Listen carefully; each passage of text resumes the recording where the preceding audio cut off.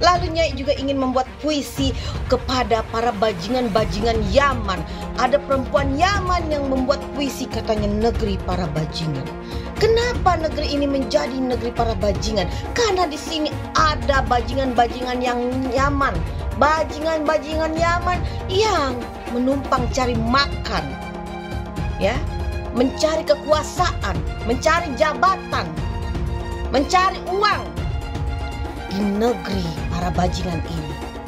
Wahai bajingan-bajingan Yaman, kalau kalian tidak nyaman tinggal di Indonesia, silakan kalian keluar dari negara Republik Indonesia. Kembalilah kalian kepada negeri kalian di Yaman sana. Jangan membuat kegaduhan di negara Nyai ini. Kepada para bajingan-bajingan Yaman yang katanya tidak nyaman tinggal di negeri para bajingan, silakan kalian tinggalkan Indonesia yang kalian sudah keruk kekayaannya di sini. Ya. Kalau tidak mau tinggal di negeri para bajingan, ya bajingan-bajingan Yaman ini silakan tinggalkan Indonesia. Gampang. Jangan hanya bisa bikin puisi kau. Siapa ini perempuan ini? Lama-lamanya remas juga mulutnya ini. Negeri para bajingan. Kebijakan dan proyek pembangunannya hanya untuk cari cuan. Inilah negeri para bajingan. Utang jadi andalan. Tanah air pun digadaikan. Inilah negeri para bajingan, di mana pemimpin dan keluarganya ingin berkuasa sepanjang zaman. Segala cara dihalalkan dan rakyat semua adalah tumpuan untuk merebut kembali negeri dari tangan para bajingan. Sekaranglah waktunya perubahan. Karena mungkin nama Anies sudah tidak menarik lagi dibahas di tingkat nasional. Sudah jarang juga Anies jadi bahan pemberitaan. Karena media lebih tertarik bahas gerakan Prabowo dan Ganjar yang seperti pertarungan yang kencang. Sedangkan Anies ditinggal sendirian. Begitu juga kelompok agama garis keras yang dulu dijagokan oleh Anies sebagai kekuatan utama. Karena mereka dulu yang memenangkan Anies menjadi gubernur DKI. Sekarang tiba-tiba hilang. Nggak ada yang mau membahas Anies lagi. Karena dianggap sudah lewat dan ketinggalan zaman. Ya, karena Anies sekarang memang bukan siapa-siapa. Ngapain juga dibahas panjang-panjang. Anies akan gagal masuk dalam konsentrasi Pilpres 2024 karena dia tidak punya partai pendukung dan Pilpres nanti hanya akan diikuti oleh dua pasangan calon saja, yaitu Prabowo dan Ganjar. Kalau Anies silahkan gabung sama Amin Rais dan Rizal Ramli saja. Kami punya imamnya Sayyidul Walid Al-Habib Muhammad Rizik bin Hussein bin Syihab. Mudah-mudahan beliau dijaga oleh Allah Subhanahu wa Ta'ala. Apa yang beliau sampaikan, apa yang beliau pilih, apa yang beliau istikharahkan, itu yang kami ikut. 2024 satu komando IPHRS. Setuju? Kita makmum tinggal ikut doa, nggak usah ribet, nggak usah mikir macam-macam. Wallahi ya ikhwan, wallahi demi Allah, benarkan baik-baik. Kita ini berpolitik bukan ngarepin duit, enggak. Kita berpolitik bukan ngarepin jabatan, enggak. Siap satu komando, siap tidak mendahului imam. Takbir. Sallu ala Nabi. Haram siapapun yang mentaati Rizik dosa besar. Untuk 2024 ikutin imam besar Rizik Sahab. Ini imam jahiliyah. Seperti Rizik ini dianggap apa? Imam manusia suci. Enggak, Rizik aja enggak layak disandingin Quran. IPHR itu orang sesat. Jangan Anda mau tertipu dengan gelar-gelar imam besar. Pengikut-pengikut pemuja Rizik ini, jangan mau Anda dibodoh-bodohin oleh orang-orang besar. Ini IPHRS, imam besar. Saya nggak pernah manggil imam besar. Kok imam besar? Sudah imam besar. Besar gobloknya apa sih? Kita sudah pernah lihat kan? Anda dulu memuja Anies untuk menjegal Ahok. Hanya karena menurut Anda dia non-muslim. Kok Anda bilang kafir? Hanya karena Anda dibayar waktu itu untuk menjungkelkan Ahok. Kalau nggak dibayar, ya Anda goblok dukung Anies. Kok sampai nyembah-nyembah bela Anies? Ternyata Anies juga bego. Berarti apa? Anda budaknya Anies. Anda bawa lagi takbir. Apa ini takbir ini? Dikit-dikit takbir apa? Sampah jadi takbir nih keluar dari mulut Anda. Takbir seperti yel-yel yang menghinakan, yang menjijikan. Ya, saya tanyakan gini Pak, bagaimana Bapak tentang BPJS Pak? Apakah BPJS ini akan dikurangi ataukah akan dinaikkan dan bagaimana manfaatnya untuk masyarakat luas Pak? Terima kasih banyak Pak. BPJS ini salah satu reform bidang kesehatan yang kita ingin perbaiki, Pak. Jadi jangan hanya fokus pada ujungnya, kuratifnya, tapi justru promotif preventifnya itu harus hidup. Di mana perhatikan kesehatan sejak dalam kandungan itu penting. Perhatian kepada ibu hamil, pasokan nutrisi ibu hamil itu mendasar sekali karena itu menentukan secara pertumbuhan anak ketika bayi itu lahir, kemudian usia dini, dewasa, baru nanti ketika kita bicara perjalanan hidup menjelang usianya lanjut. Astaga, pertanyaannya itu apakah BPJS akan dikurangin atau dinaikin doang? Tinggal dijawab iya bakal dinaikin karena atau iya ntar bakal dikurangin karena buset dah, cuma gitu doang padahal. Apa lo? Anies Baswedan dapat restu atau dari habaib Yaman yang datang ke Indonesia, Habib siapa itu. Asik nih. Jadi kita buktikan nanti. Kalau Anies jadi presiden berarti dia punya karomah.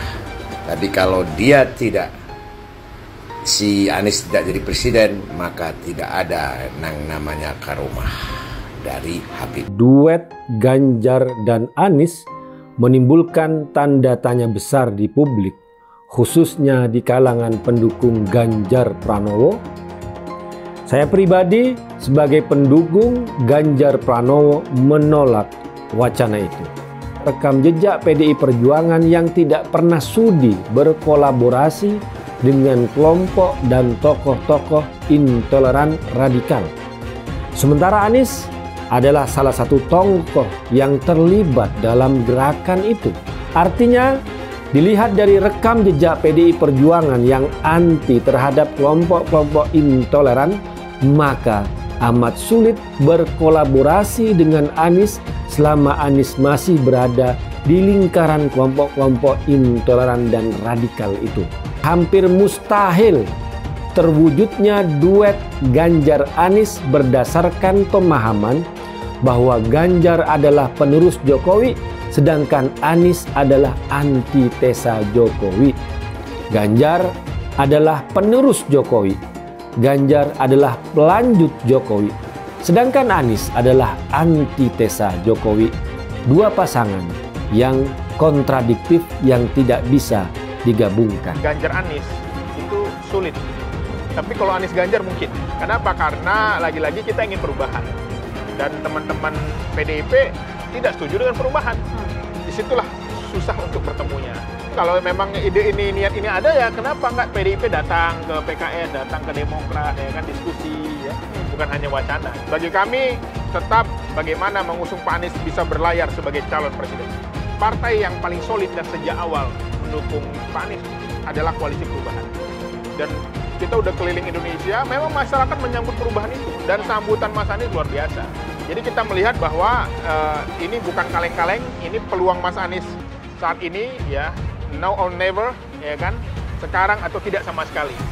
Karena di 2029 belum tentu akan terjadi kesempatan itu. Kalau dilihat nanti ternyata banyak yang berharap Anies Ganjar atau Ganjar Anies atau PDI Perjuangan dan Koalisi Perubahan menjadi satu, itu menurut saya bisa terjadi. Lawan Dajjal itu Imam Mahdi. Itulah maka Abbas sudah deklarasi 2024 memenangkan Anies Baswedan calon presiden 2024. Kenapa? Imam Mahdi. Iya. Ini a'lamu minallah malakan. Semua sedunia kalau haram tidak mendukung Anies untuk presiden Indonesia 2024, Dajjal. Kalau tidak memenangkan Anies Baswedan untuk presiden 2024, Dajjal. Karena Imam Mahdi, siapa Imam Mahdi? Profesor Dr. Anies Rashid Baswedan, itu Imam Al-Mahdi, Al-Imam Al-Mahdi. Profesor Dr. Haji Anies Rashid Baswedan, Al-Imam Al-Mahdi. Alhamdulillah. Anies kalau tidak jadi presiden, hendak mengadakan perubahan. Perubahan apa nak kau buat? Nak kau balik Indonesia ni telontang jadi telangkup. Yang sudah maju dipandang mata dunia, anak kau manakan lagi? Apa yang makanya kalau nak baca itu pidato tuh, hendak merubah Indonesia, sebutkan apa yang hendak dirubah. Jangan kata rubah ada, tapi yang hendak dirubah tak ada. Serupa dengan rekam jejak. Lihat rekam jejak. Apa rekam jejak kau di Jakarta? Apa yang kau jaga di Jakarta? Bukan yang ada kalau jaga di Jakarta kau bilang rekam jejak, sekarang pidato dulu rekam jejak saja. Gaya orang nangok kau bodoh-bodoh saja, orang nak pidato kau pembodoh-bodohan.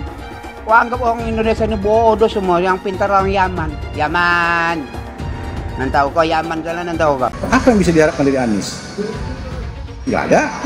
Jakarta amburadul. Mimpin Jakarta aja amburadul, apalagi mimpin Indonesia. Anies itu perbual. Kayak mana apa karena perbual itu? Pembohong. Pembohong itu Anies itu. Gak usah dengar itu. Nggak layak jadi pemimpin. Apalagi jadi presiden. Di Jakarta aja kamu tengok itu amburadul. Di Jakarta tingkat kemiskinan tinggi. Pembangunan apa yang bisa dibangun Jakarta? Satu puskesmas pun bangunnya nggak ada.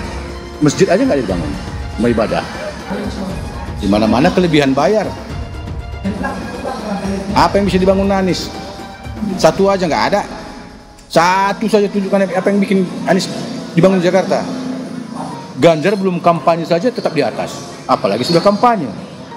Anies yang sudah keliling Indonesia, yang naik jet pribadi, keliling. Jangankan naik, makin nyungsep ke bawah. Nah, masyarakat sudah tahu siapa Anies. Anies, siapa belakangnya? Oligarki, satu. HTI, FPI. Masyarakat Indonesia bukan cari orang Yaman. Indonesia mencari nyaman. Jakarta 5 tahun diobok-obok ya. Gimana kabarnya Toa? Gimana kabarnya Tugu Loyak? Formula Ember, apa kabarnya Anies ya? Monas yang digundulin, gimana ceritanya Anies? Nah, apalagi trotoar yang dibongkar pasang itu miliaran. Jalur sepeda bongkar pasang miliaran. Apalagi tanah DP 0, apalagi jalan banyak lubang-lubang lele, itu gimana ceritanya? Ya, 5 tahun mengobok-ngobok Jakarta.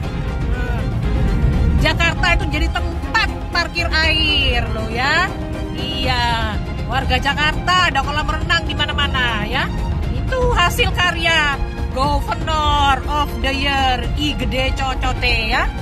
Cukup Jakarta Anies, jangan sampai Indonesia. Ingat Pak, cukup Jakarta, jangan sampai Indonesia. Kalau sekali gonta-ganti, ya besok juga gonta-ganti Pak. Ya, kalau sekali tidak selesai tugas, ya besok ya nggak selesai tugas Pak. Sama. Jadi maksud saya ketika lihat rekam jejak itu lihatlah lengkap. Kalau biasa tidak menepati janji, ya besok nggak menepati janji. Bapak-bapak bisa lihat artinya banyak. Saya mensyukuri kenapa kalah, kenapa ditahan. Saya bersyukur atas itu semua. Saya coba bayangkan ya, kalau seandainya waktu itu kita menang gitu ya, hari ini belum tentu kita bisa nikmati seperti ini. Kita bersyukur 5 tahun Tuhan izinkan kasih ke orang yang pintar ngomong untuk kerja. Coba kalau kita bayangkan gitu ya, kalau kemarin saya masih jadi gubernur, ini saya udah turun ini. Tapi yang pintar ngomong itu dikira orang hebat kan? Ini lebih berbahaya tahun 2024. Langsung ketahuan karakternya. Langsung ketahuan itu. Di saya juga ada kutipan Pak di kamar saya Pak. Tulisannya, Jakarta telah mengambil keputusan yang fatal. Lengserkan Jokodok. Takbir. Siap serbu istana. Siap serbu istana. Siap ambil alih kekuasaan. Takbir. Pancasila Soekarno, ketuhanan ada di pantat. Anak Tuhan dari mana? Kalau Yesus anak Tuhan, bidangnya siapa? Besok di seluruh wilayah Indonesia kami katakan dan Iblis hanya menggoda orang yang beriman. Makanya jarang-jarang orang kafir kerasukan setan. Yang kerasukan setan itu orang baik-baik. Jarang, saya belum pernah nengok Cina kerasukan setan. Pernah tak Ahok itu kerasukan setan? Enggak, setannya juga. Karena sesama setan dilarang saling menggoda. Karena di salib itu ada jin kafir. Karena di salib itu ada jin kafir. Karena di salib itu ada jin kafir. Haleluya. Kepalanya ke kiri apa ke kanan? Kepalanya ke kiri apa ke kanan? Kita percaya salib itu lambang mulia, bukan jin. Kok ketawa? Aku nggak nyindir siapa-siapa loh. Saya nggak pernah mundur untuk kebenaran, keadilan, kejujuran. Dan peri kemanusiaan, gue nggak pernah mundur. Dan gue nggak pernah takut juga sama lu. Siapapun yang rasis, gue akan hadapin. Karena rasis itu tidak berperi kemanusiaan. Sama saya ditanya dulu kan, kamu nyesel nggak statement kamu di Pulau Seribu sehingga masih masuk penjara? Tidak pernah nyesel. Karena saya mengatakan kebenaran. Anies didukung oleh FPI, HTI, dan pengasong khilafah lainnya. Etnis Tionghoa dicap sebagai pemberontak, sedangkan etnis Arab dianggap sebagai tuan atau tuan dari pribumi. Etnis Arab dipuja-puja dan dianggap sebagai dewa. Lihat saja Rizik Syihab dan Bahar Smith dipuja-puja, padahal mereka mengujar kebencian. Pengasong khilafah seperti Rizik Syihab, Bahar Smith, dan teman-teman, mereka hanya buat gaduh di Indonesia. Relawan Anies, terutama dari FPI, HTI, PA212 seperti Bahar Smith dan Rizik Syihab selalu menghujat Cina, etnis Cina. Tapi saat ini negara Cina sudah menjadi nomor 1 di dunia. Saya bangga sebagai Cina.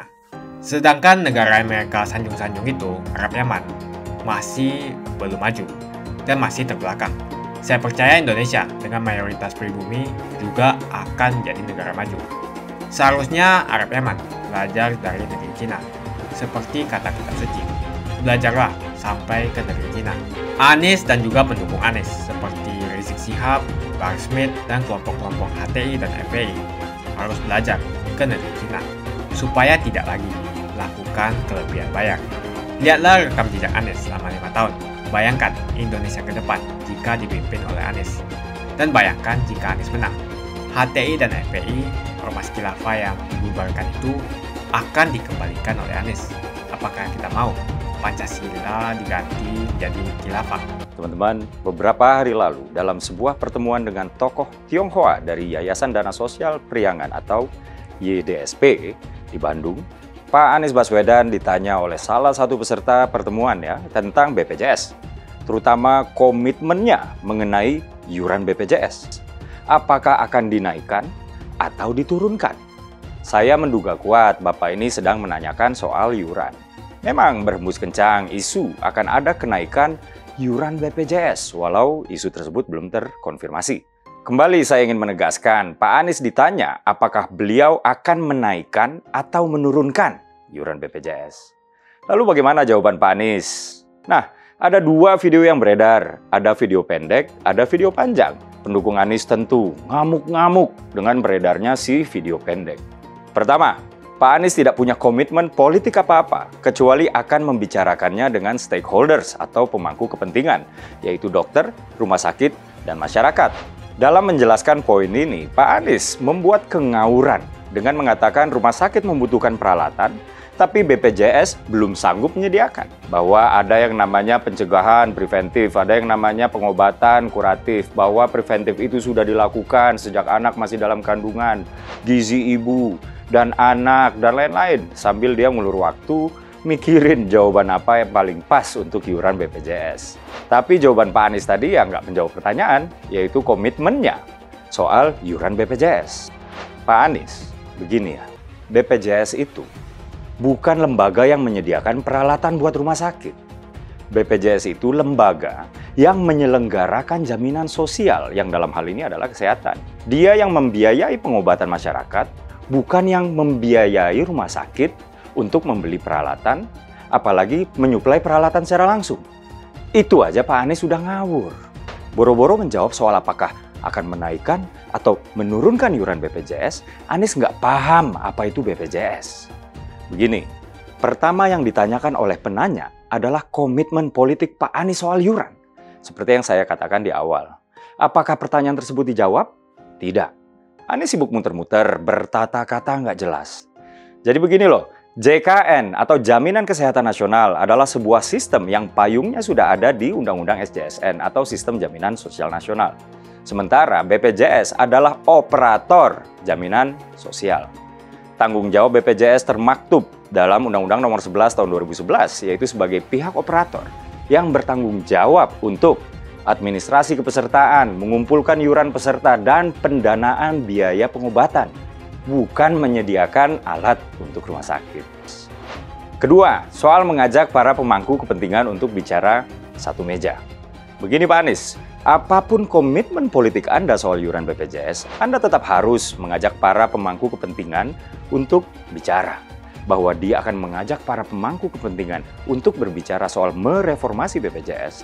Dia mengatakan bahwa yang sering terjadi adalah karena punya kewenangan, pemimpin jangan merasa paling tahu.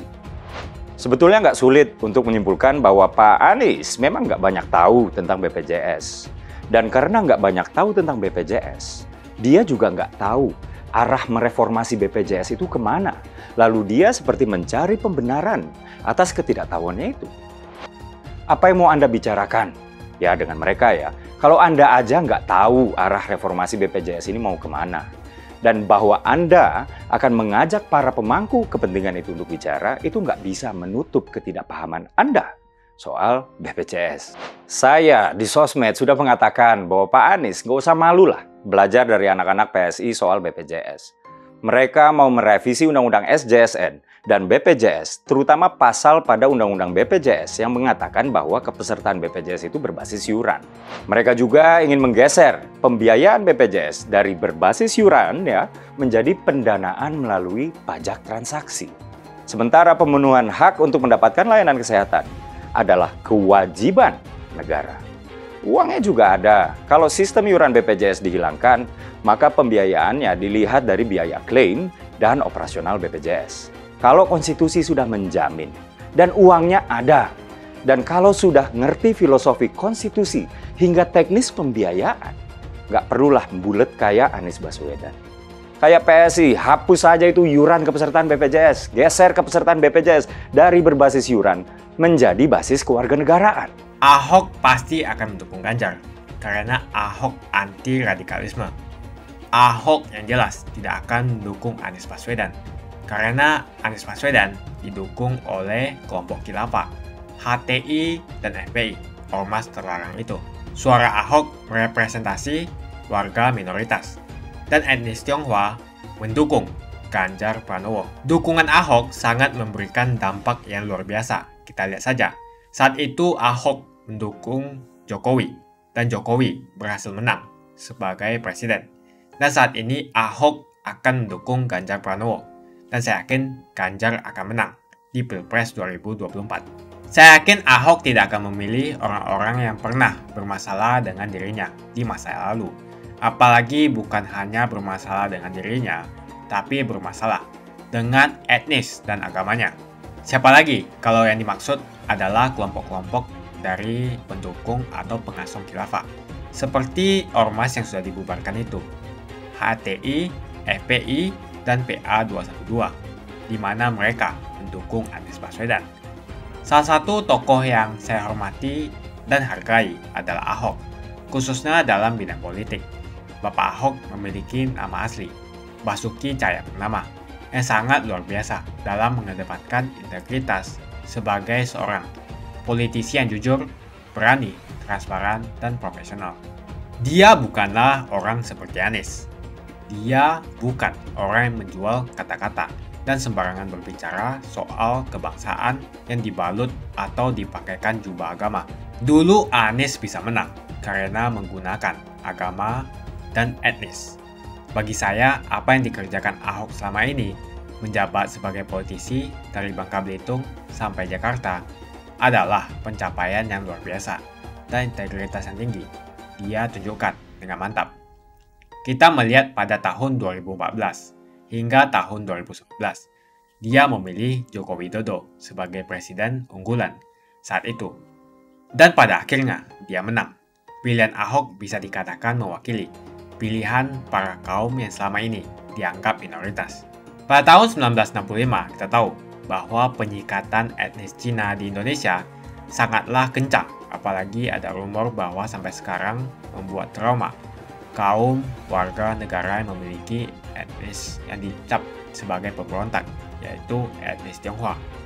Etnis Tionghoa dicap sebagai pemberontak, sedangkan etnis Arab dianggap sebagai Tuhan atau Tuan dari pribumi. Etnis Arab dipuja-puja dan dianggap sebagai dewa. Lihat saja Rizik Syihab dan Bahar Smith dipuja-puja, padahal mereka mengujar kebencian. Pengasong khilafah seperti Rizik Syihab, Bahar Smith, dan teman-teman, mereka hanya buat gaduh di Indonesia. Sehingga pada tahun 2016, Ahok mulai maju dan berani untuk tampil menjadi showcase bagi perpolitikan negara ini dengan meletakkan standar yang begitu tinggi bagi seorang pemimpin politik, khususnya pemimpin daerah. Ternyata isu-isu suku, agama, dan ras antar golongan pada tahun 2017 masih terjadi dan begitu masif yang dilakukan oleh kelompok-kelompok kadrun itu. Isu agama, ras, dan antar golongan dinikmati oleh relawan Anies. Saat itu Anies didukung oleh FPI, HTI, dan pengasong khilafah lainnya. Pada akhirnya Ahok harus kalah, namun kekalahan dia adalah kekalahan yang membuka mata rakyat Indonesia bahwa masih ada orang-orang yang menang dengan cara menggunakan politisasi agama atau politik identitas berbasis agama. Ternyata banyak sekali orang yang dengan mudah terhasut lewat jalan-jalan seperti itu. Maka bisa kita katakan bahwa tokoh politik yang didukung Bapak Ahok adalah tokoh politik yang memperjuangkan hak segala bangsa, seperti yang dituliskan di Pancasila, yakni sila kelima mengenai keadilan sosial bagi seluruh rakyat Indonesia, tanpa memandang etnis, suku, agama, dan ras. Dan hal tersebut mengacu pada tokoh Ganjar Pranowo yang harus kita pilih dan harus kita coblos nanti di pemilu 2024 nanti. Yang pasti bukan Anies Baswedan. Relawan Anies terutama dari FPI, HTI, PA212 seperti Bahar Smith dan Rizik Syihab selalu menghujat Cina, etnis Cina. Tapi saat ini negara Cina sudah menjadi nomor 1 di dunia. Saya bangga sebagai Cina. Sedangkan negara Amerika sanjung-sanjung itu, Arab Yaman, masih belum maju dan masih terbelakang. Saya percaya Indonesia dengan mayoritas pribumi juga akan menjadi negara maju. Seharusnya Arab Yaman belajar dari negeri Cina. Seperti kata kitab suci, belajarlah sampai ke negeri Cina. Anies dan juga pendukung Anies seperti Rizik Syihab, Bahar Smith, dan kelompok-kelompok HTI dan FPI harus belajar ke negeri Cina supaya tidak lagi melakukan kelebihan bayar. Yang jelas saya memilih pribumi, bukan yang dari Yaman. Ganjar jelas pribumi, nasionalis, dan pasti akan melanjutkan visi dan misi dari Pak Jokowi. Anies merupakan antitesis daripada Pak Jokowi dan diragukan kenasionalisannya, apalagi pribumiannya. Antitesis artinya bertolak belakang dengan Jokowi. Anies sudah menyatakan tidak akan melanjutkan semua program dari Pak Jokowi. Jadi semua pembangunan yang dilakukan oleh Pak Jokowi akan dihentikan oleh Anies jika Anies menjadi presiden.